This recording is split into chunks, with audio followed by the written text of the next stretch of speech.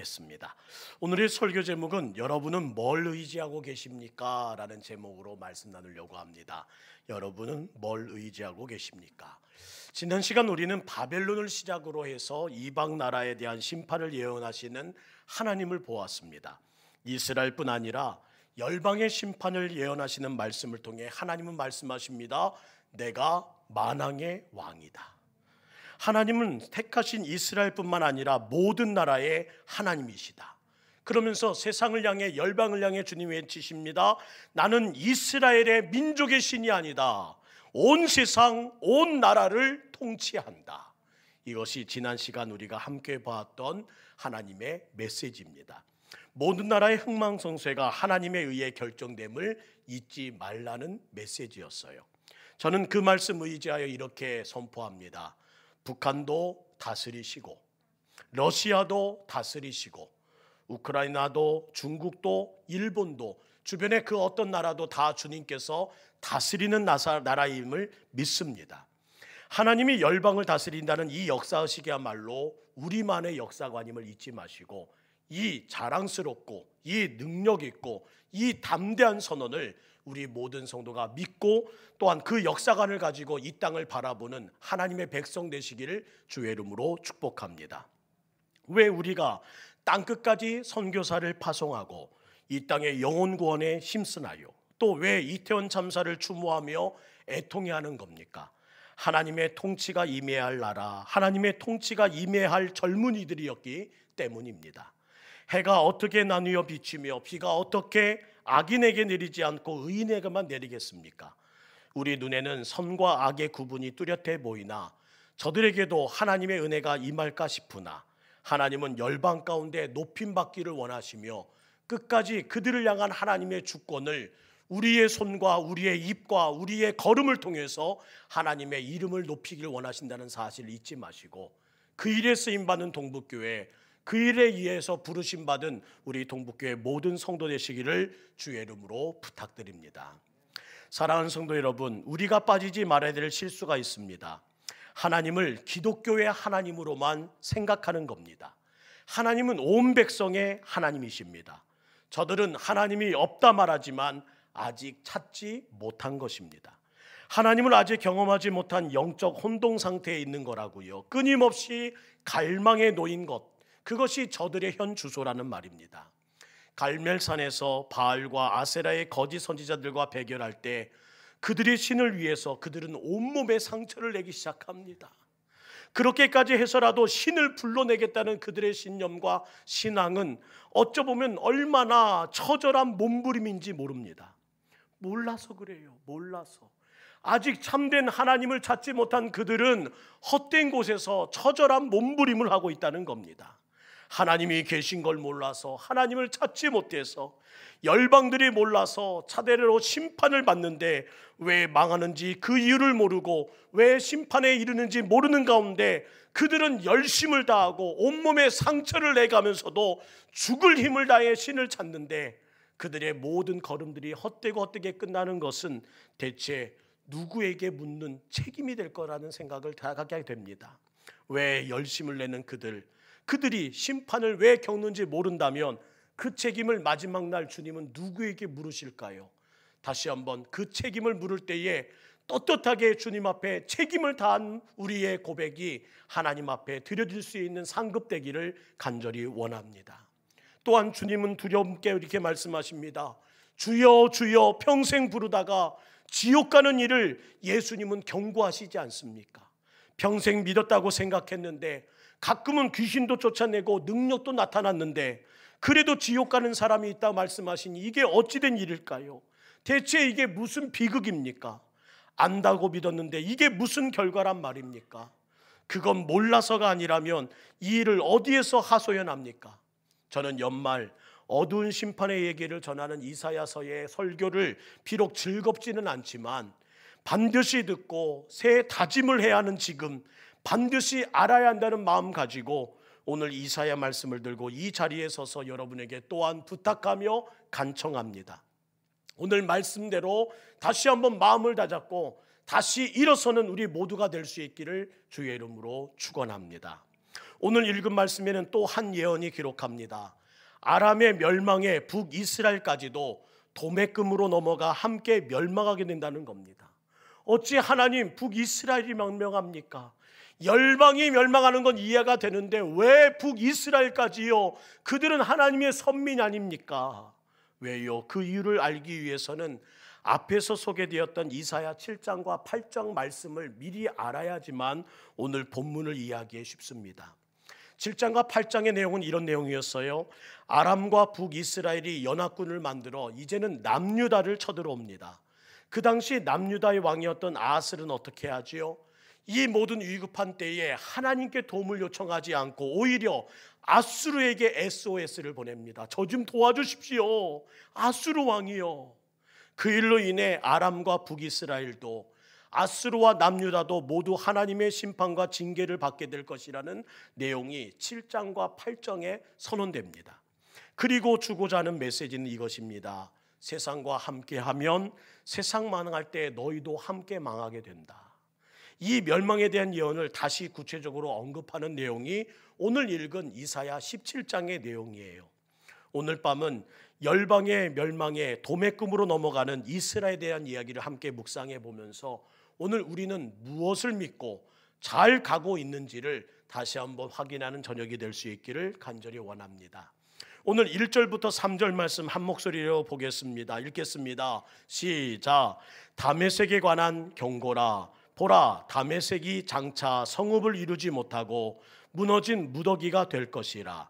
아로엘의 성읍들이 버림을 당하리니 양무리를 치는 곳이 되어 양이 눕되 놀라게 할 자가 없을 것이며 에브라임의 요새와 다메섹 나라와 아람의 남은 자가 멸절하여 이스라엘 자손의 영광같이 되리라.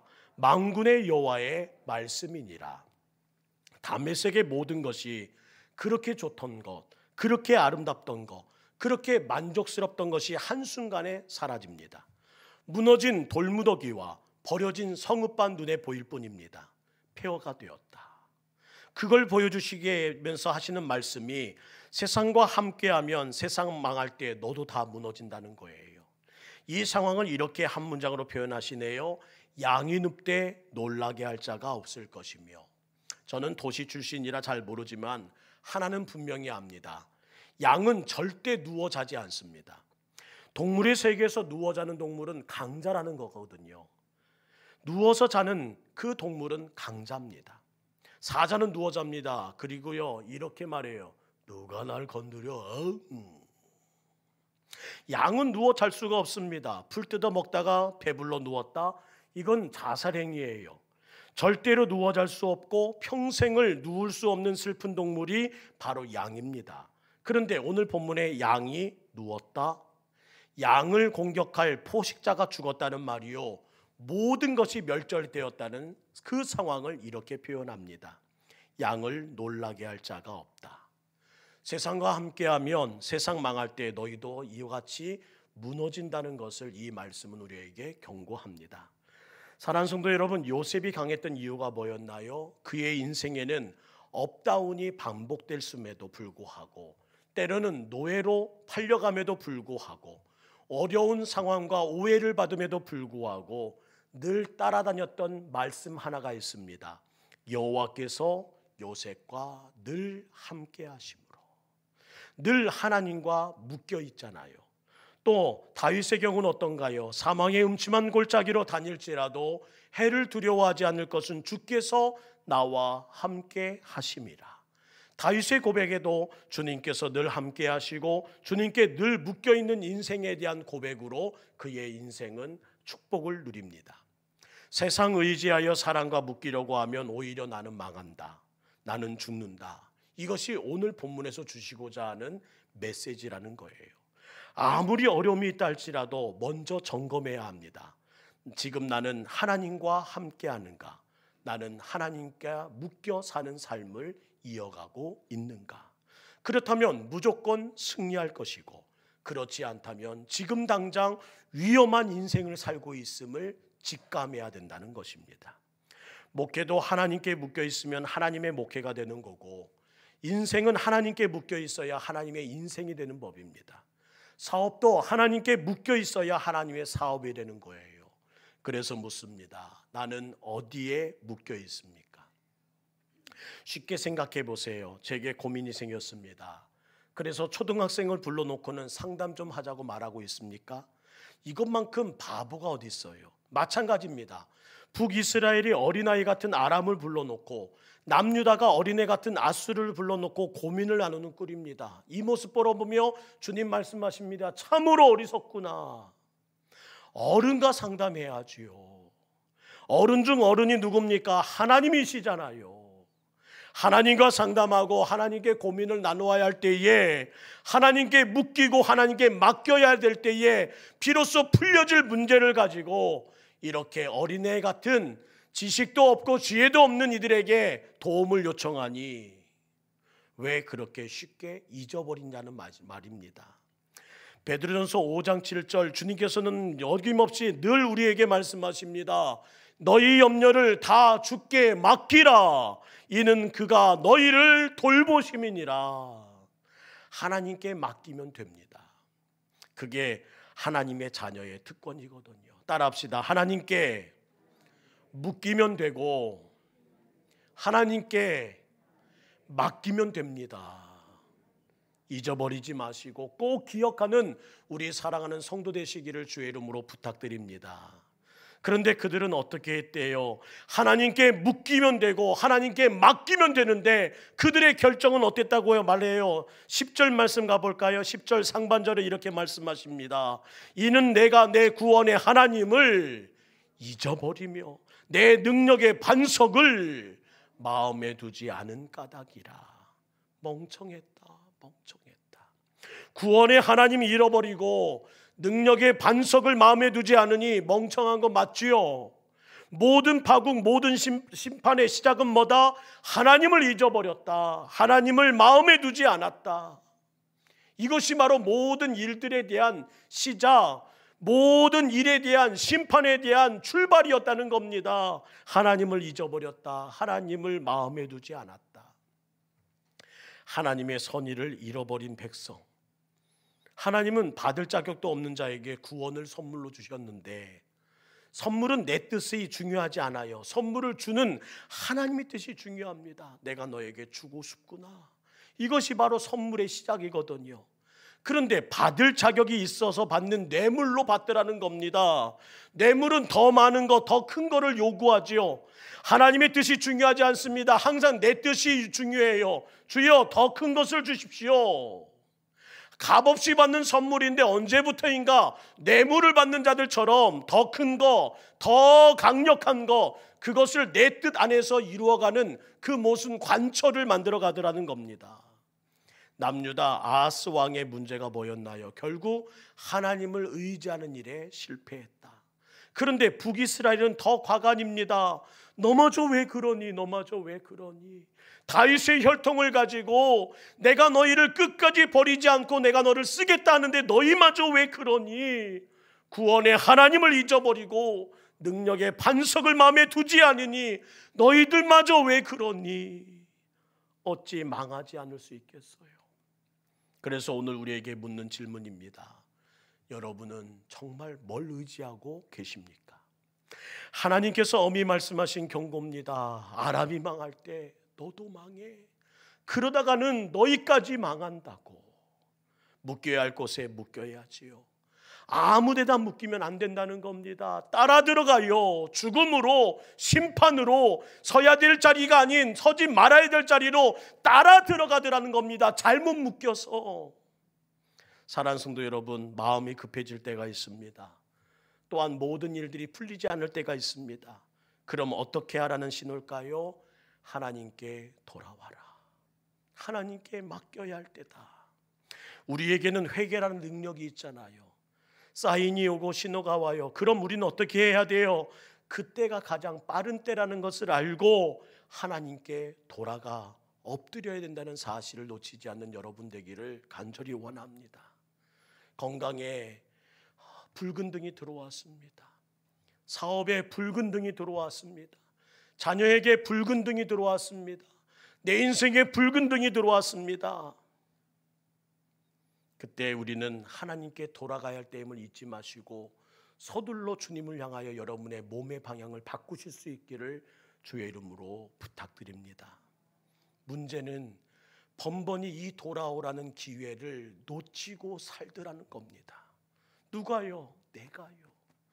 신호도 오고 사인도 오는데 그 모든 기회를 번번이 놓치더라. 탕자를 보세요. 그는 결정하잖아요. 이게 아닌데 하는 생각이 들 때 그는 결정합니다. 아버지께로 돌아가자. 이어지는 10절 하반절 말씀을 보지요. 그러므로 내가 기뻐하는 나무를 심으며 이방의 나무까지도 이종하는도다. 무슨 뜻일까요? 그러기 위해서 그들이 하는 일은 무엇이냐? 이것도 심어보고 옮겨도 심어보고 어떻게든 살 방법을 찾아보더라는 겁니다. 이것도 저것도 다 의지하더라. 그런데도 망한다. 솔로몬은 그 큰 은혜를 받고도 말년이 어때요? 이번 주 한 주간 우리는 솔로몬의 인생을 추적했습니다. 아내가 1000명, 외교를 위한 정략 결혼이랍시고 이방 여인들을 가지고 들어오는 우상들을 다 받아들입니다. 이곳에 우상의 신당을, 이곳에 우상의 처소를 만들면서 지어나가요. 이방 여인은 도시 안에 함께 살 수 없기에 도시 밖으로 뚝딱뚝딱 계속되는 매일마다 공사의 소리가 예루살렘을 메아리칩니다. 성경 어디를 봐도 예루살렘에는 예배 소리보다 망치 소리가 더 크게 들렸다는 것이 우리가 이번 한 주 보았던 역대하의 경고였습니다. 솔로몬은 이것도 심어보고 옮겨도 심어봅니다. 어떻게 하면 나라를 지키고 어떻게 하면 왕권을 지키고 어떻게 하면 이스라엘을 강하게 할까? 이것도 심어보고 옮겨도 심어봅니다. 그러나 예배 없는 외형의 융성함, 건물은 쓰고 성전은 쓰고 왕궁은 쓰고 곳곳에서 공사 소리와 함께 사람 사는 소리들이 들리지만 결국은 내실이 없더라는 거예요. 여러분, 예배가 없는데 좋은 집에 살고 예배가 없는데 직업은 좋고 예배는 없는데 자녀도 잘 되고, 그런데 계속 마음에서는 이런 생각 듭니다. 뭔가 이상해. 뭔가 채워지지 않아. 그게 위험의 징조라는 거예요. 그 이상한 마음, 뭔가 채워지지 않는 마음을 가지고 우리들은 그 모든 일을 이루려고 세일하는 백화점을 찾습니다. 이곳저곳 여행을 가봅니다. 단풍이 아름답던 곳으로 찾아가 함께 바라보며 감탄하고 돌아옵니다. 그런데 기쁨이 없다. 그게 위험의 징조라는 거예요. 머리 좋다는 이야기를 늘 듣는데 일이 안 풀리고 늘 부작용만 있다. 그게 위험의 징조라는 겁니다. 차라리 예배를 안 드리고 기도의 자리에 빠지면 그래서 그런 거라고 좀 나무라기라도 하겠는데 그렇지도 않아요. 형식적이고 감동이 없는 예배, 그렇게 자리는 지키는데 일은 안 되고 부작용만 생기고 답답하기만 한 그 모든 삶의 징조들, 그것이 지금 위험하다는 하나님의 경고라는 거예요. 어디서부터 회복해야 될까요? 사랑하는 성도 여러분, 위기 가운데 우리 동북교회 성도들은 단순해지길 부탁드립니다. 따라합시다. 단순해지자. 다윗의 시편 가운데 가장 많이 등장하는 단어가 뭘까요? 오직이란 단어입니다. 오직. 이것이 다윗이 강했던 이유였어요. 오직 그만이 나의 반석이요, 나의 구원이시요, 나의 요새이시니 내가 크게 흔들리지 아니하리로다. 다윗은 위기 가운데 놓이면 오직을 외치면서 단순해졌습니다. 오직 하나님, 오직 십자가, 오직 예수 그리스도, 오직 하나님을 향한 믿음. 하나님만이 반석이요, 하나님만이 구원이요, 하나님만이 요새십니다. 하나님만이 나를 흔들리지 않게 하실 유일한 분이십니다 말씀하며 그들은 오직 오직 오직만 외치며 다윗의 길을 정리해 나갔다는 겁니다. 사랑하는 성도 여러분, 우리 교회도 다윗의 길을 함께 걸을 수 있기 원합니다. 사인이 오고 신호가 옵니다. 그때마다 이상해집니다. 마음이 잡히지 않습니다. 그때 우리가 찾아야 될 하나는 단순해지는 것, 오직이란 단어를 붙잡는 겁니다. 여러분, 이 찬양 아시지요? 다윗의 그 곡조에 있는 기도를 바꾼 곡이기도 합니다. 나의 영혼이 잠잠히 하나님만 바라미요, 나의 구원이 그에게서 나는도다. 이 곡은 어렵기는 하지만 이 가사가 다윗의 마음이었음을 잊지 마시고 한번 들어보시면서 불러볼까요? 나의 영혼이 잠잠히 하나님만 바라미요, 나의 구원이 그에게서 나는도다. 나의 영혼아, 나의 영혼아, 잠잠히 하나님만 바라라. 나의 소망이 저에게서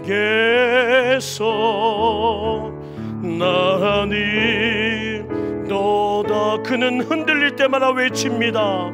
오직 주만이 나의 반석, 나의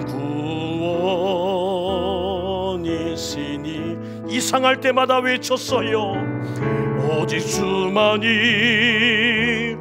나의 산석, 내가 요동치 아니하리. 내가 요동치 아니하리.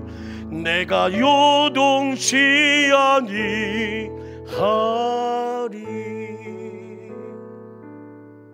흔들릴 때마다, 그를 어렵게 할 때마다, 그의 마음이 뒤숭숭할 때마다 그는 항상 찾았던 한마디, 오직 주만이, 오직 주만이.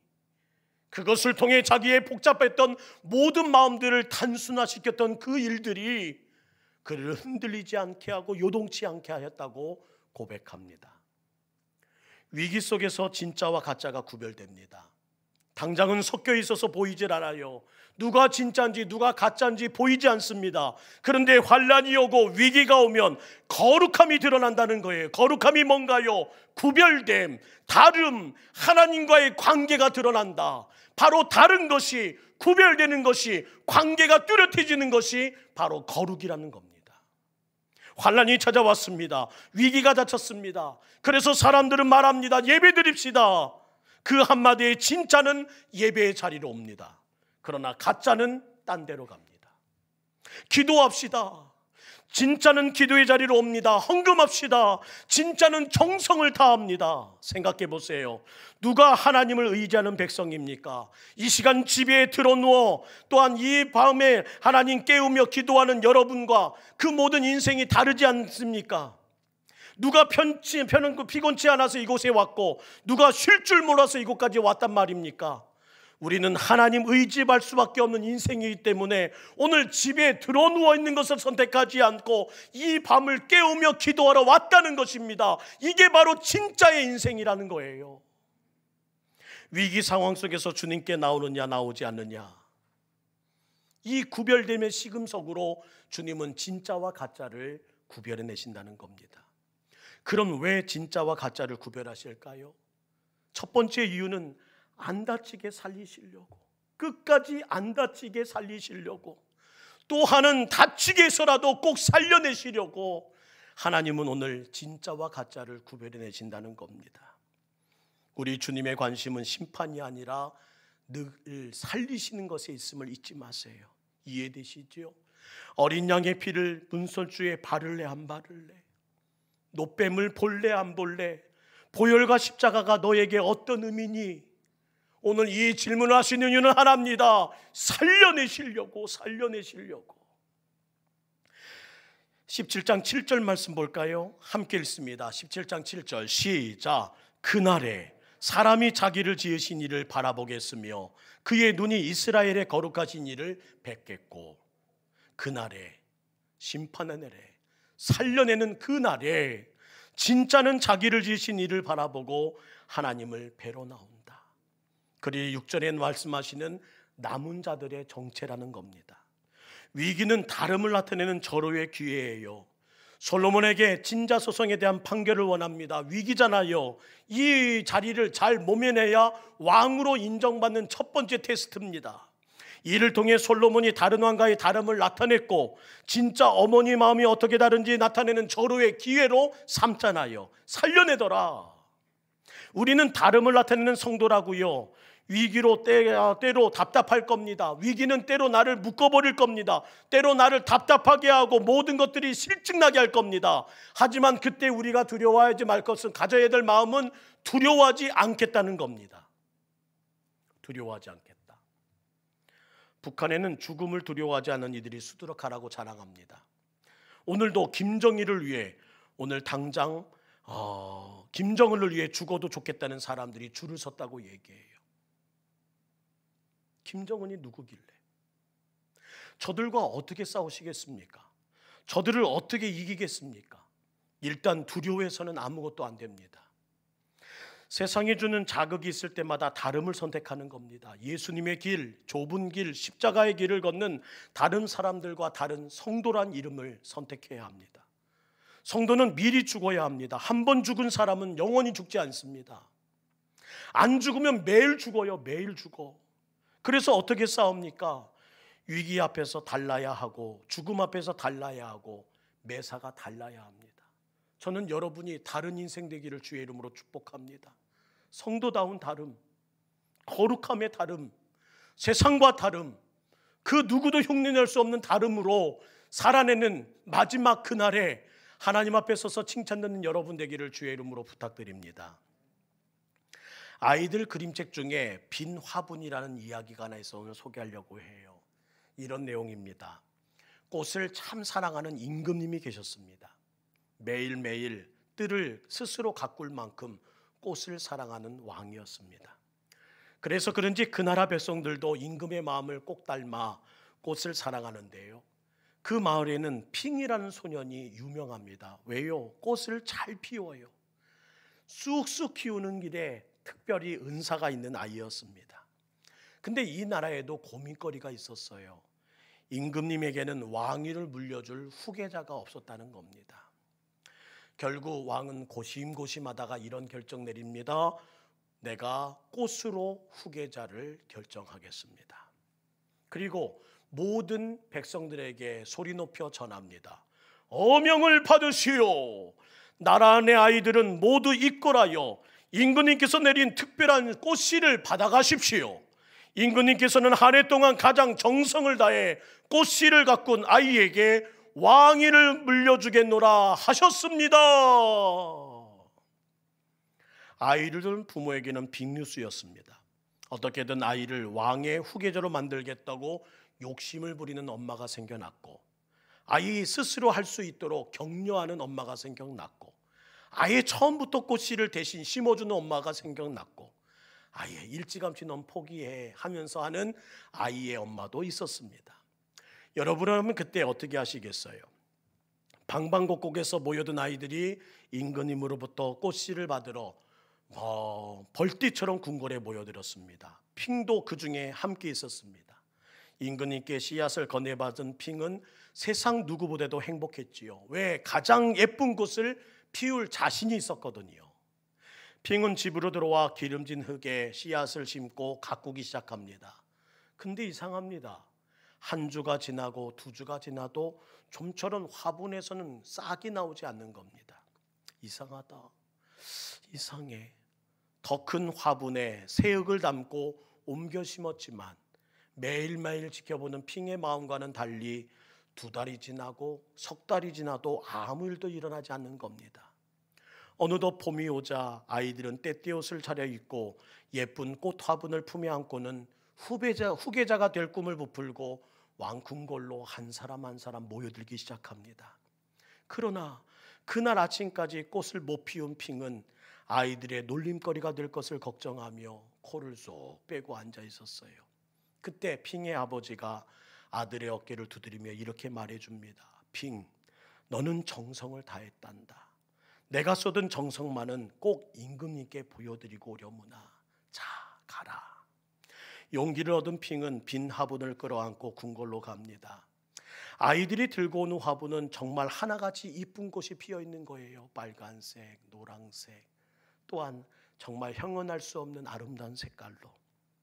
그런데 화분을 하나씩 살펴보니 임금은 아무 말씀도 하지 않은 채 아이들을 지나 모든 아이들을 거쳐 스쳐만 지나갑니다. 그러는 중 빈 화분을 들고 코를 쏙 빼고 앉아있는 핑 앞에 서시더니 임금님은 오히려 환하게 웃으면서 이렇게 물으시더라는 거예요. 어째서 넌 빈 화분이니? 핑은 빈 화분이지만 자신이 다한 정성을 임금님께 하나씩 말씀드립니다. 왕은 아이의 머리를 쓰다듬며 이렇게 말씀하십니다. 너는 다른 아이구나. 사실 내가 준 씨앗은 모두 죽은 씨앗이었단다. 꽃을 피울 수 없는 씨앗을 다 나눠주었어. 따라합시다. 너는 다르구나. 사랑하는 성도 여러분, 아이들은 왜 꽃이 핀 화분을 들고 거짓말했을까요? 오늘 우리는 왜 거짓말을 하며 살아갈까요? 내가 결과를 조정하려고 하기 때문입니다. 결과라는 이쁜 꽃을 피워야 하는데 아무리 과정을 잘해도 안 되니까 거짓말한다는 겁니다. 그러나 하나님은 뭘 보신다? 과정을 보신다. 충성을 다하고 결과를 주님께 맡기는 믿음을 보신다. 우리를 향한 하나님의 뜻은요, 결과가 아니라 거룩입니다. 거룩이 뭐라고요? 구별됨, 다름, 하나님과의 관계. 결과를 내가 조정하려고 하면 안 되는 겁니다. 환난이 왔다, 고난이 왔다, 무슨 사인이라고요? 돌아오라. 아무리 해봐도 결과가 안 나온다. 빈손 들고 앞에가 십자가를 붙들어야 할 때다. 그러며 주님께서 오늘 우리에게 이렇게 말씀하십니다. 너는 누구를 의지하고 있니? 너는 무엇을 의지하며 사니? 저는 우리 교회가, 우리 모든 성도가 들어야 할 말은 이거란 생각이 들었어요. 너는 다르구나. 그래, 끝까지 거룩했어야 했어. 오늘 봐라. 너의 다름이 어떤 차이를, 어떤 결과를 만들었는지. 구별되어 살아다오. 다르게 살아다오. 오늘도 세상과 함께하면 세상 망할 때 다 망한다는 것을 말씀해 주신 우리 하나님은 우리에게 말씀하십니다. 지금 뭘 의지하고 있니? 오늘 다시 한번 우리 하나님 의지하는 우리 하나님의 교회, 동북교회가 되길 원하고 우리 모든 성도 되어주시기를 주의 이름으로 축원합니다. 우리 교회에 항상 이 말 들었으면 좋겠습니다. 너는 다르구나. 너는 달라.